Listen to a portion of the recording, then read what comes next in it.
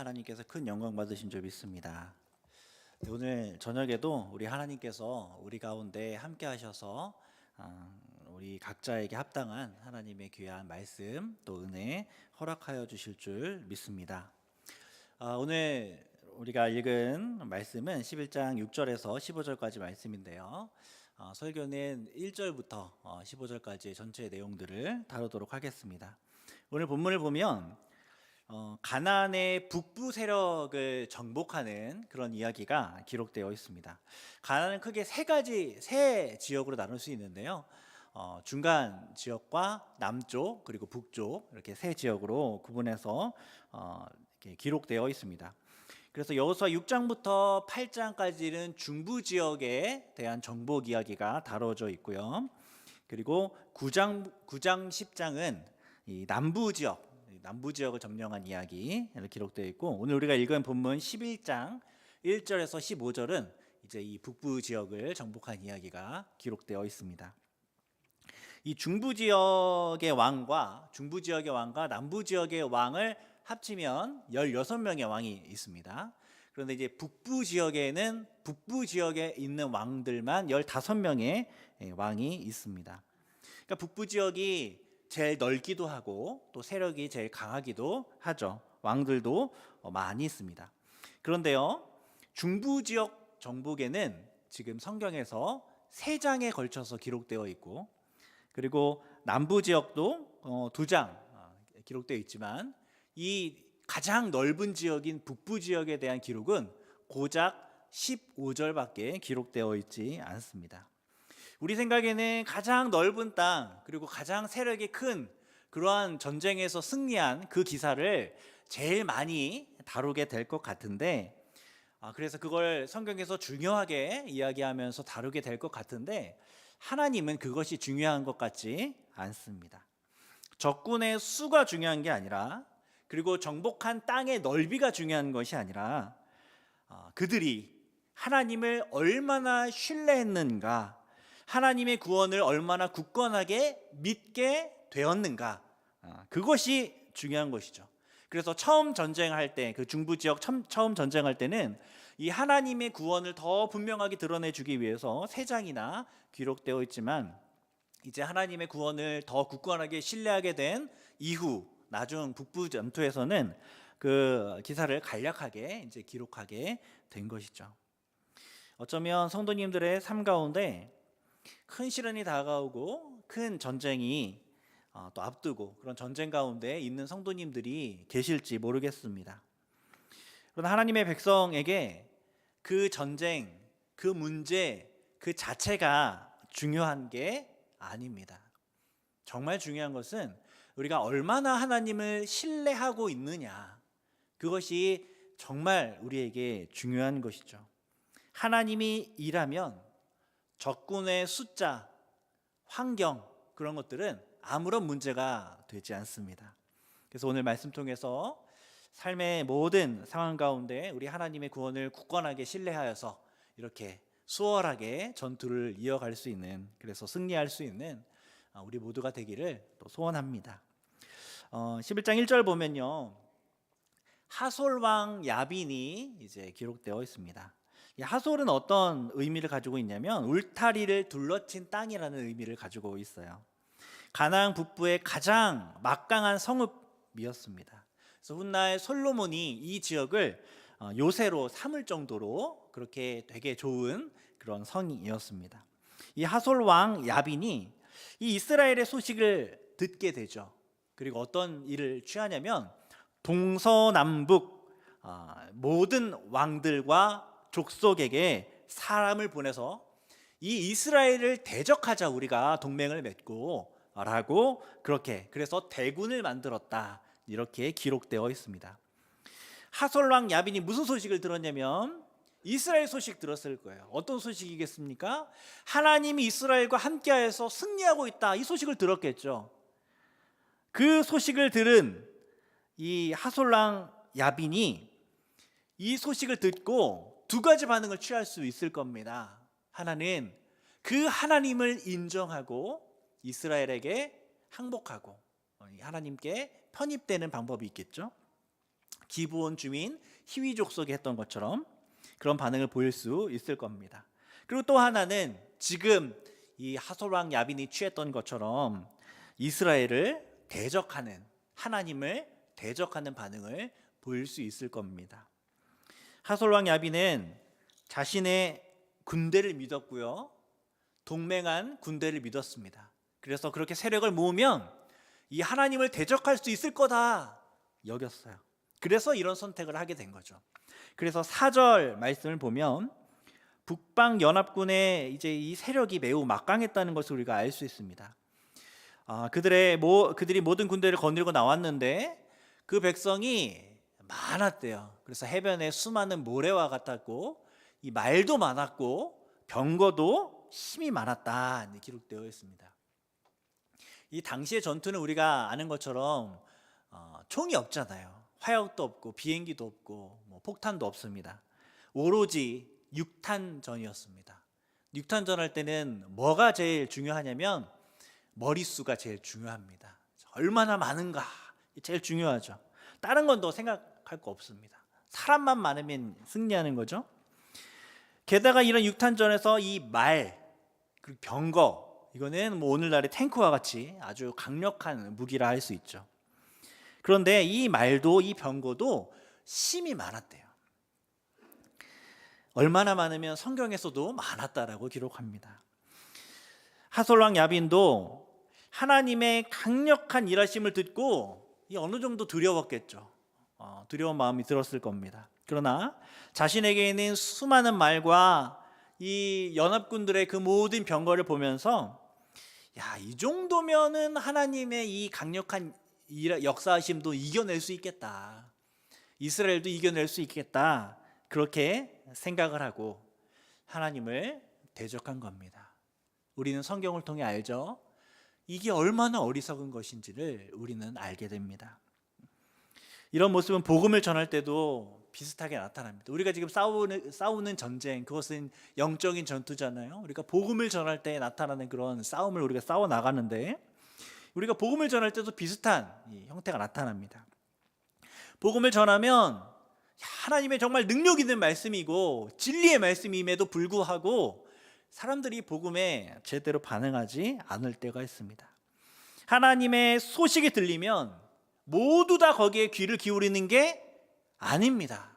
하솔 왕 야빈이 그랬던 것처럼 그렇게 자기 자신을 신뢰하면서 나에게 있는 것을 신뢰하면서 내가 동원할 수 있는 것들을 신뢰하면서 그렇게 복음에 반응하지 못합니다.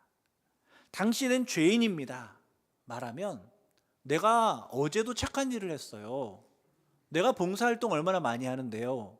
라면서 나에게 있는 것으로 그렇게 대꾸하죠. 우리가 하나님 외에는 구원의 길이 없다고 말하면 내가 얼마나 이 땅에서 의미 있고 가치 있는 삶을 살았는데 라며 자신이 가지고 있고 자신이 행한 것으로 또 반발합니다. 극히 소수의 사람들만이 이 복음에 반응하고 정말 주님 말씀하셨던 것처럼 좁은 문, 좁은 길로 그렇게 그 길을 통과하는 그 소수의 사람들만이 하나님의 복음을 받아들이는 것을 우리가 보게 됩니다.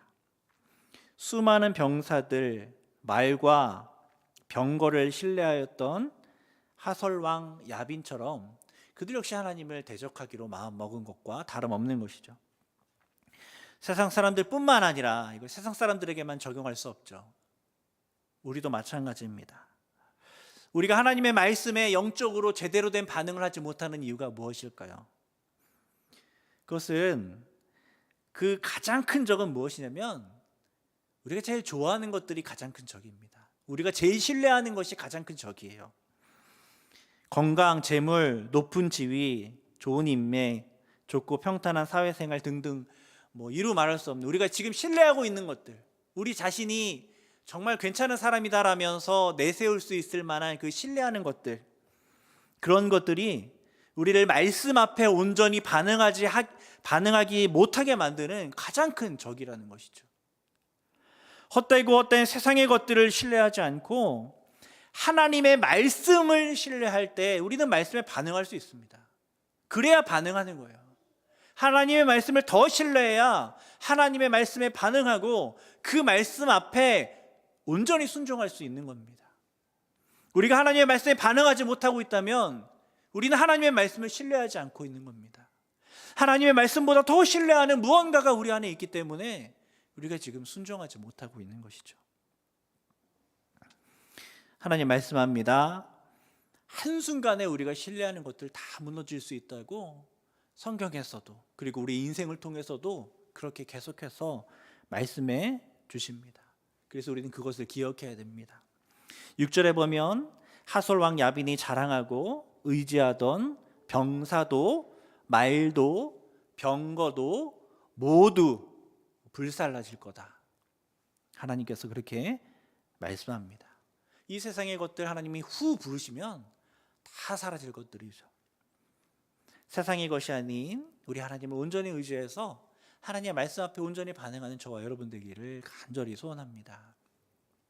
6절 보면 하나님께서 여호수아에게 나타나셔서 두려워하지 말라고 말씀하시죠. 두려워하지 말라. 지금 이스라엘 백성들이 어떻게 하고 있다는 거예요? 두려워하고 있는 거죠. 두려워하고 있으니까 하나님이 두려워하지 마 라면서 이렇게 말씀해 주고 있는 겁니다. 해변에 수많은 모래 같은 그 병사들, 심이 많은 말, 그 병거들, 그것들이 메론 물가에 진친 것을 이렇게 보니까 그 모습 앞에서 이스라엘 백성들 여호수아가 두려워진 겁니다. 무서워진 겁니다. 하나님을 신앙함에 있어서 정말 최대의 장애물은 능력이 없는 것이 아닙니다. 최대의 장애물은 뭐냐면 두려움입니다. 우리가 한 발을 딛지 못하는, 이 말씀을 믿음으로 한 발 딛지 못하는 그 어려움, 그것은 우리의 능력 없음이 아니라 두려움이죠. 우리가 두려움 없이 전쟁을 시작하면 하나님께서 함께 하셔서 반드시 승리하게 하실 것입니다. 하나님의 선한 길로 인도해 주실 것입니다. 그런데 사탄은 우리가 전쟁을 하지 못하도록, 시작하지 못하도록 두려움을 심어줍니다. 사탄이 하는 일이 늘 그렇죠. 사탄이 할 수 있는 일이라고는 우리를 속여서, 거짓말해서 두렵게 만드는 거예요. 그래서 하나님을 의지하지 못하게, 하나님이 원하시는 발걸음을 내딛지 못하게, 그렇게 우리에게 두렵게 합니다. 근데 이 사탄의 속임수가 너무 교묘합니다. 그래서 모든 인류 중에서 가장 뛰어난 아담 역시 이 속임수에 당하여 넘어갔죠. 사탄이 보여주는 이 세상은 강력하여서 우리로 하여금 두렵게 만듭니다. 얼마나 많아 보입니까? 그 말이 얼마나 많고 병거가 얼마나 많고 도저히 이길 수 없다, 이런 생각을 할 수밖에 없는 그런 모습들을 우리 가운데 보여주는 것이죠. 그 두려움을 느끼는 겁니다. 그러나 하나님께서는 우리가 그 두려움에, 눈에만 보이는 현실의 그 두려움에 넘어지지 않도록 어떻게 하십니까? 말씀하시죠. 두려워하지 말라 말씀하십니다. 약속해 주시는 거죠.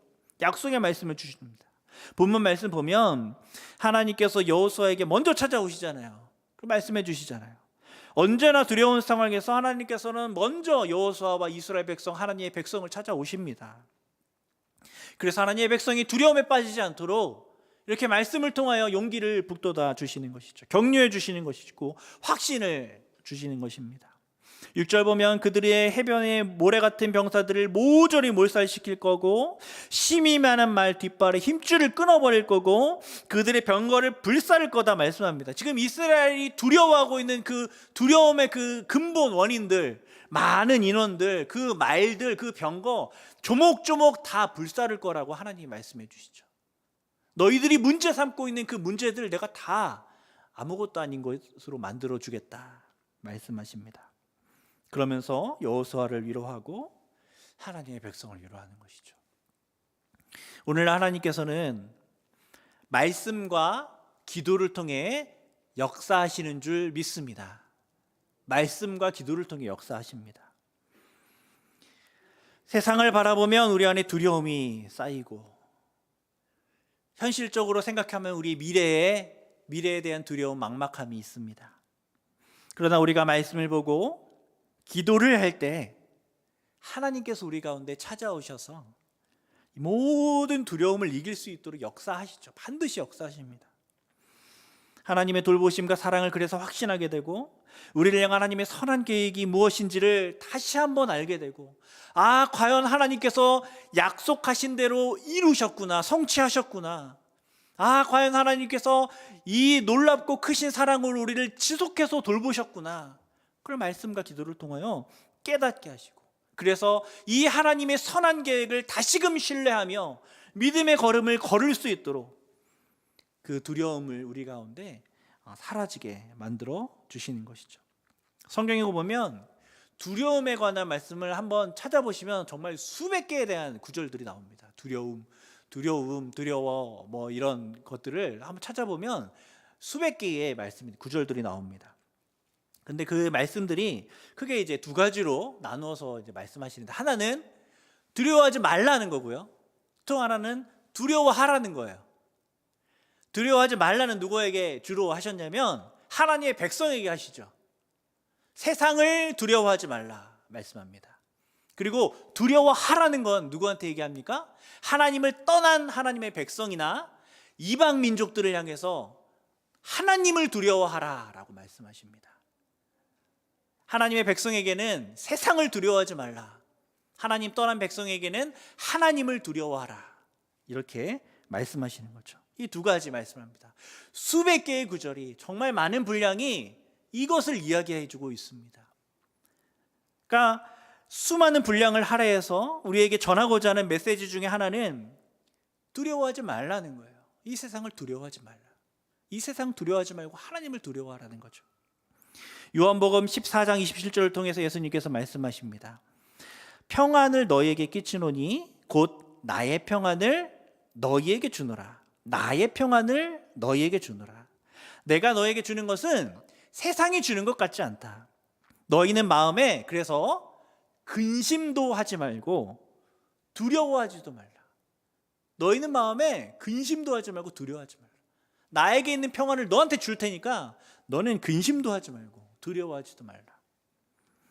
우리의 시선이 세상을 향해 있고 사탄이 보여주는 것에만 우리가 시선을 바라보고 있으면 두려워할 수밖에 없습니다. 두려워할 수밖에 없어요. 수많은 이적을 경험했던 이스라엘 백성도, 여호수아도 두려워졌어요. 이 세상만 바라보니까. 거기에는 평안이 없습니다. 그러나 우리가 주님 주시는 그 말씀 안에 있으면 우리는 두려움을 이길 수 있습니다. 반드시 이길 수 있습니다. 참된 평안이 찾아오는 것이죠. 이 말씀을 믿음으로 받아서 두려움 없이 하나님 나라를 향한 그 전쟁을, 그 싸움을 한 걸음 한 걸음 잘 걸어 나가실 수 있는 저와 여러분 되기를 간절히 소원합니다. 이렇게 두려움 없이 전쟁을 시작하기만 하면 이제 반은 승리한 거죠. 승리한 건데, 그러나 또 전쟁을 하다 보면 우리가 또 유혹에 빠질 때가 있습니다. 어떤 유혹에 빠지냐면, 말씀대로 전쟁을 하지 않고 내 뜻대로 전쟁을 하려고 하는 그런 유혹에 빠질 수 있습니다. 우리가 전쟁에서 승리할 수 있는 유일한 이유는, 성경에서 말하는 유일한 이유는 하나님께서 싸워주시기 때문이거든요. 하나님께서 싸워주시기 때문에 우리가 이길 수 있는 거예요. 그런데 그것을 잊어버리고 이 전쟁을 내 방법대로, 내 방식대로 하려고 하면 실패할 수밖에 없습니다. 여호수아에서 이스라엘의 승리 기사를 말씀하면서 반복해서 나오는 말씀이 있습니다. 이 승리의 책이잖아요. 여호수아 승리를 계속 이야기하는데, 그 승리의 이야기를 할 때마다 거의 계속 반복해서 말씀하시는 구절이 있습니다. 그게 오늘 본문 15절에도 반복되어 나오고 있는데, 우리가 읽었던 말씀 15절 말씀을, 여호수아 11장 15절 말씀을 우리 한번 한 목소리로 읽어보도록 하겠습니다. 시작. 여호와께서 그의 종 모세에게 명령하신 것을 모세는 여호수아에게 명령하였고 여호수아는 그대로 행하여 여호와께서 모세에게 명하신 모든 것을 하나도 행하지 아니한 것이 없었더라. 아멘. 하나님 말씀을 어떻게 했대요? 그대로 행했대요. 하나도 어긴 것 없이, 모든 것을 하나도 어김없이 그대로 행했다 말씀하는 것입니다. 전쟁을 수행하기 전에 가장 중요한 요소가 두려움 없이 말씀을 의지하는 것이라면, 전쟁을 할 때 가장 중요한 요소는 말씀대로 순종하는 것입니다. 말씀대로 순종하는 것. 예수님께서 이 땅에서 사역하실 때 예수님 마음대로 사역하신 것이 아니라 자주 언급되죠. 순종하셨다라고, 하나님의 아버지의 뜻대로 하셨다라고 자주 언급됩니다. 성경에서. 예수님이 어떤 분이십니까? 하나님이에요. 모든 지혜와 능력이 무한하신 하나님이십니다. 그런데 그 성자 하나님께서 어떤 모습으로 이 땅에서 사역을 하셨냐면, 순종하는 모습으로 사역하셨습니다. 순종하는 방식으로 사역하셨습니다. 주님께서 이렇게 말씀에 순종하신 모습을 보여주신 이유가 무엇이겠습니까? 너희들도 나와 같이 사역하라고 예수님께서 나를 따라오라고 본을 보여주신 것 아니겠습니까? 아버지 하나님의 뜻이 이 땅 가운데 온전히 이루어지는 것, 그것을 바라며 그 아버지의 말씀에 순종하며 그렇게 사역을 감당하셨다면 우리도 그렇게 사역을 감당해야 하는 것이죠. 하나님의 뜻대로 순종하는 삶이 아니라 우리의 뜻이 이루어지기를 바라면서 사역을 감당한다면 우리는 결국 실패하고 말 것입니다. 하나님의 뜻이 아니라 우리의 뜻이 이루어지면 우리는 아담이 이루어낸 것처럼 사망과 심판의 길로 한 걸음 다가가게 될 것입니다. 부족한 우리의 생각, 그것을 관철시키는 것이 우리 삶의 이유가 아닙니다. 하나님의 뜻이 이루어지는 것이 우리 삶의 이유인 줄 믿습니다.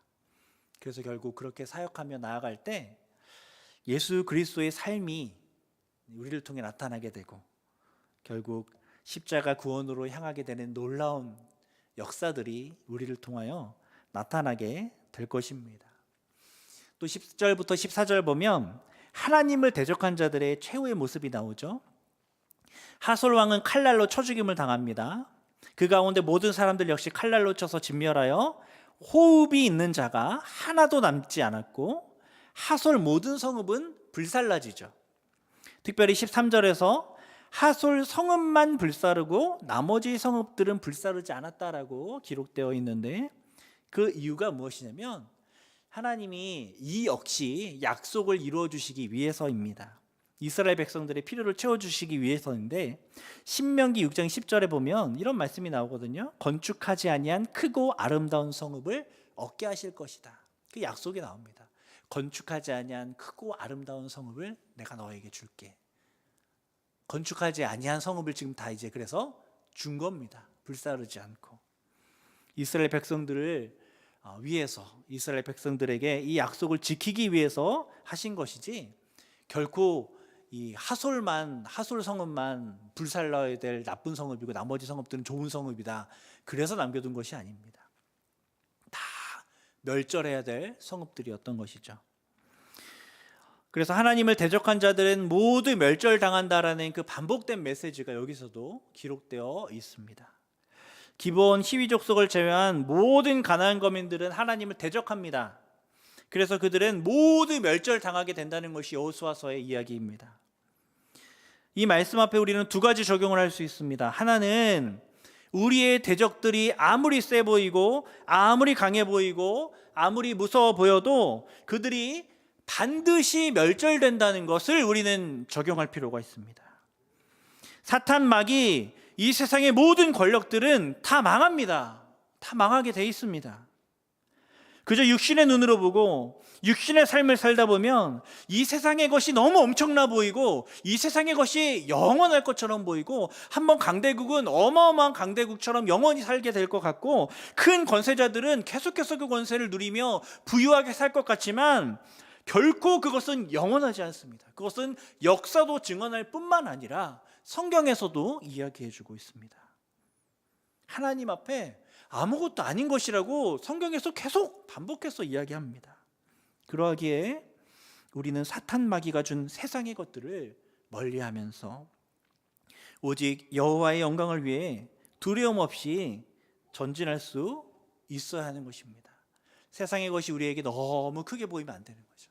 저게 영원한 것처럼, 저게 너무 가치를 두고 우리의 마음을 두고 그렇게 하나님의 사역들을 감당하는 것이 아니라 곧 임하게 될 심판, 반드시 망하게 될 것 우리 마음 가운데 새기며 그렇게 그 사명으로 나아가야 하는 것입니다. 그리고 또 하나의 적용을 할 수 있는데 하나님을 대적하는 자들이 반드시 멸절당하기 때문에 우리가 무엇 해야 되냐면 어서 영혼들을 추수해야 됩니다. 어서 그 영혼을 구해내야 합니다. 오래전에 한 선교 집회에 가서 어느 선교사님이 하신 이야기를 그 주신 자료를 보았는데 그 자료에서 제가 보았던 그 내용이 참 기억에 남습니다. 그 자료에 보니까 한 선교사님이 이 오지에 가서 부족에 가서 이제 하나님 말씀을 전했다고 예수님 이야기를 해주었다고 합니다. 이제 간단하게 구약의 내용을 이야기하고 그 다음에 예수님 이야기를 이렇게 이야기를 하는데 이 부족들이 너무 그 예수님 이야기에 경청을 하는 거예요. 계속 경청을 하더랍니다. 예수님 병 고친 이야기가 나오면 막 환호를 하고 대제사장들과 서기관들을 향해서 막 비판을 하게 되면 어두워져서 심각하게 생각하면서 이렇게 상고하고 자신의 삶을 상고하고 그렇게 막 예수님 이야기를 하다 보니까 시간이 막 지나게 돼서 이제 어두워졌어요. 그래서 결국 선교사님이 어디까지 얘기했냐면 하필 예수님이 죽으신 이야기까지 딱 했습니다. 그러니까 이 부족 사람들이 그렇게 눈물을 흘리면서 너무 슬퍼하는 거예요. 왜 그렇게 슬퍼합니까? 라고 묻자 그 부족이 이렇게 대답을 했대요. 우리의 부족은 사실 죄의 문제를 해결하기 위해서 표현은 다르지만 내용은 그렇습니다. 죄의 문제를 해결하기 위해서 정말 수많은 것을 시도해 봤대요. 근데 해결할 수가 없대요. 이 문제를 해결할 수가 없었더랍니다. 그러다가 예수님 이야기를 들으니까 와, 예수님이 정말 유일한 소망이겠구나 싶었더래요. 근데 그 유일한 소망이 지금 죽어버린 거예요. 기대를 했는데 다시 또 실망하게 된 거죠. 그래서 그렇게 울었답니다. 그리고 그 다음 날 이제 예수님이 부활하신 이야기를 다시 살아나신 이야기를 했는데 그 부족의 잔치가 열렸답니다. 그리고 그 중에 한 사람이 그 부족의 한 사람이 울면서 선교사님께 찾아와서 왜 이제야 이 이야기를 해주셨습니까? 우리 할아버지, 우리 아버지는 이 이야기를 못 들었습니다. 그렇게 이야기를 할 때 이 선교사님도 너무 감정이 복받쳐서 눈물을 흘리고야 말았다는 그 자료를 제가 본 기억이 납니다. 어쩌면 여호수아의 메시지는 복음을 전하라는 또 다른 강력한 메시지입니다. 왜냐면요, 하나님을 믿지 않는 백성들은 반드시 멸절당한다고, 이렇게 모두 다 불살라진다라고 우리 가운데 경고하고 있기 때문에 그렇습니다. 하나님을 대적했는데 하나님을 대적한 사람들은 한 사람도 살아남지 못합니다. 한 사람도 살아남지 못해요. 그들의 모든 소유와 처자식들은 불살라지고 죽임을 당합니다. 이 일이 반드시 일어난대요. 그래서 우리 보고 어쩌라고요? 복음을 전하라고요.